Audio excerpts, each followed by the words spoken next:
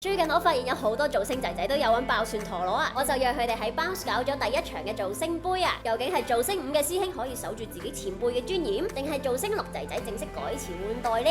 今日嘅賽制係5打5，3隻陀螺唔同配件打4分賽，輸咗就即刻離開噶啦，直到任何一方冇人為止。我哋即刻去片，打死佢哋，逐個打死。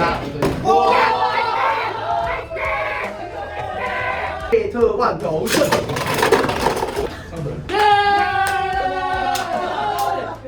！3、2、1，走出！呢邊上訴佢早泄啦，唔緊要，睇 VAR。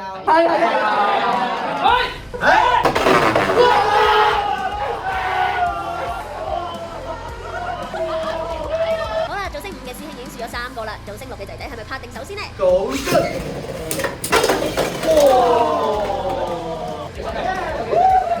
先計面㗎啦！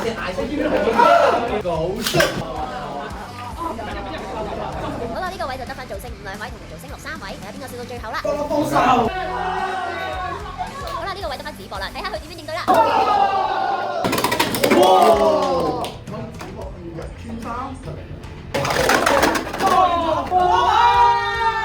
冇諗過子博最後1穿3啊！恭喜晒造星5啊！下一集有分組個人賽啊，裏邊有我㗎，記得留意下一集啦。